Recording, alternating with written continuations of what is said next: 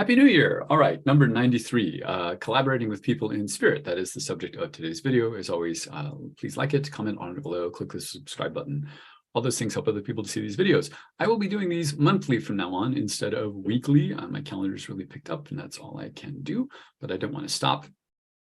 So collaborating with spirit, I've said in other videos that I really believe that creative endeavors of all kinds, writing music, creating any kind of art, it is a collaboration with people in spirit, whether or not we realize that. And that's a new realization to me. It's something that I've come to understand out of my experiences with mediumship. But it's not a new idea, it turns out. The word music, for example, comes from the Greek word muse. And muses were, and I quote, inspirational goddesses of literature, science, and the arts. The ancient Greeks literally believed that muses inspired their creations. I don't believe in gods and goddesses. I'm not opposed to the idea. I just don't know about that. But I do absolutely believe in people in non-physical inspiring us and helping us in daily activities, but especially creative expressions. I think we get more communal when that happens.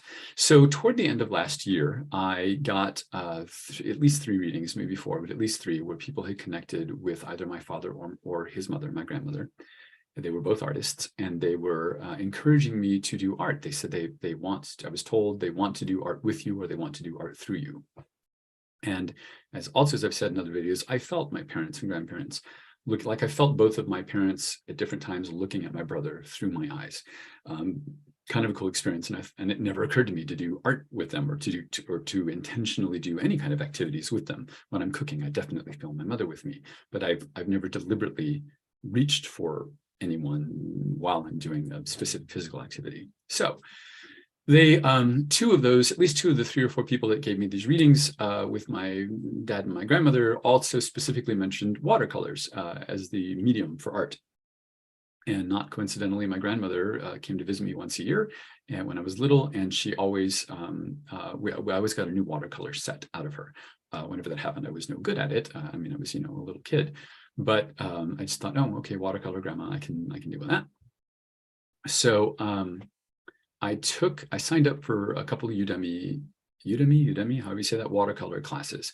And within days, I was doing this kind of thing because of the class. It was part of the class, which if you knew me, you'd be amazed because I only did stick figures up to this point. And then within a few weeks, I was doing this kind of thing. This is someone else's art, but I was able to recreate it, which really surprised me. And this is from a photograph a larger photograph that had this statue sort of backlit, and I painted just the statue.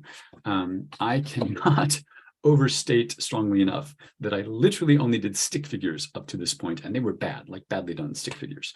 So very surprising.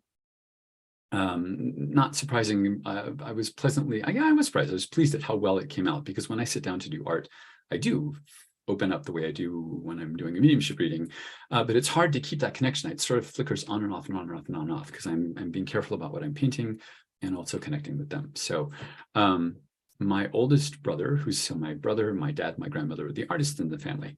He's still here. My brother's still here, and it's been great. This has been great with him since Thanksgiving is when I started this, is because he knows better than anyone else in my life. He knows I'm known to have no artistic ability. I'm the family's singer, actor, and musician, which is, I take after my mom, my mom's side. My brother, my dad, my grandmother were the artists. So it's a known thing. My whole life, it's been a known thing in my family that I have no artistic ability, or have not had any up to this point. I don't live that far from Disneyland, and they have a thing, I think it's in California Adventure, but they have an art class that you can do where you go in, a bunch of people sit down, they give you a board and paper and a pencil, and there's an artist sitting just a few feet away who says, draw this, and you copy him, and then draw this, and you copy him, and at the end you have a painting. And even then, I've done that several times, and it looks like a child did it, and it looks like a child did it badly. So my brother really gets that something's happening, because he knows better than anyone my lack of artistic ability, and all of a sudden I'm painting this stuff. So he saw my posts on Facebook, and we met in person, and he said, how are you doing this? And so he knows I'm a medium, so I told him I'm painting with Dad and with Grandma, and he was like, oh, okay, that's not the explanation. That's not the explanation I expected. And, we parted and whatever. And then a few days later, he made it a point of coming to me and finding me and saying, he was concerned. He said, I'm a little concerned. I don't think I'm being a drama queen about this, but how do you know it's not something else? Like, how can you know it's dad and grandma? Which was very sweet because it really focused for me the fact that something is happening here because, like I said, he knows better than anyone. I've never displayed any artistic ability at all. So it's very sweet. I calmed him down and said, that's not an issue. It's definitely dad and grandma and someone else. So when I'm sitting down to paint, I do feel my father, my grandmother, and a third man. And I get the sense that he painted with both of them, whether they knew it or not. He was influencing them, whether they knew it or not. So so my father, but also this third guy have, so clairaudience is hearing things, objectively would be hearing it with your ears, subjectively in my head, the way you imagine something in your head, like imagine a painting. I've heard in my mind's ear, I guess you would call it, deep breath or keep breathing.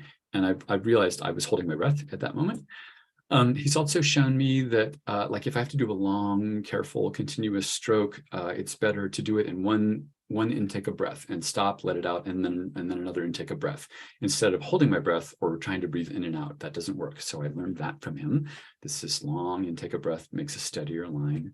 Mostly, from my father and grandmother, I felt nudged, and I know it's them. I make this a little darker, or add a little more blue, or a little more yellow, or whatever it is.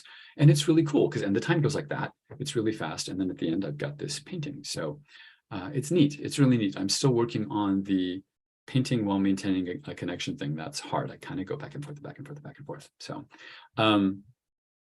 I know a lot of artists and writers of music, writers of written words, and musicians, and people who don't know about mediumship or who don't believe in it will still say they felt moved to create whatever. I just really felt moved to do this.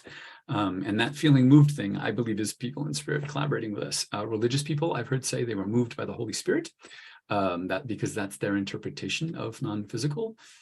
Good for them.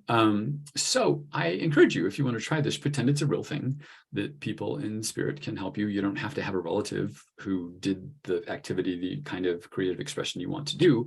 You can just intend to connect with someone, pick someone famous if you want, who's passed, famous artist, famous musician, whatever, and deliberately, I suggest, deliberately trying to create something while intentionally trying to do it as a collaboration with people in spirit, with more than one. You have to be open to more than one.